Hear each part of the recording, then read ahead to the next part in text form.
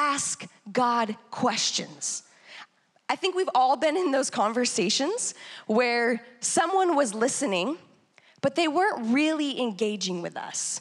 I mean, we've all been in those conversations where we're talking and they're nodding their head, they're saying, But we can tell nothing's really getting through to them. Many of us, that's how we read God's word. Okay. But then there's listening. There's opening up God's word and saying, God, what do you want to say to me today? You see, Josiah knew that it didn't matter that the words were written a while ago, generations upon generations ago. He understood not only were they written for then, they were written for now. Not only were they written for them, they are written for me.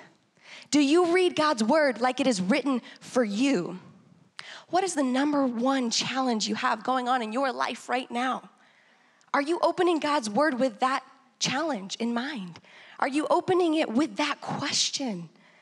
God, what do you want me to do about this kid? God, how do you want me to be patient? Who do you want me to be patient with? Read God's word with questions. And there's one question that is particularly important that we ask when we read God's word. And that is, God, will you change me? God, as I read your word, will you change the way that I think? Will you change the way that I see this world? Will you change my basic thought patterns and behavior?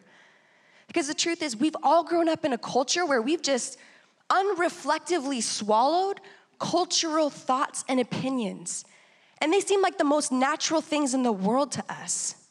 But we have to realize that what we think and believe right now is very historically conditioned by our moment of time. Like, what did that mean, Dena? Well, basically what that means is what we believe today, based on our culture, 50 years ago, people would have thought was ridiculous. People would have really challenged the assumptions that we don't even know enough to challenge. Tim Keller says it this way: wouldn't it be tragic if we threw the Bible away over a belief that will soon look pretty weak or wrong? To stay away from Christianity because part of the Bible's teaching is offensive to you assumes that if there is a God, he wouldn't have any views that upset you. Does that belief make any sense? Rich, strong. As you read God's word, you need to wrestle with the fact and the probability that some of his views may upset you. Some of his views may disagree with yours.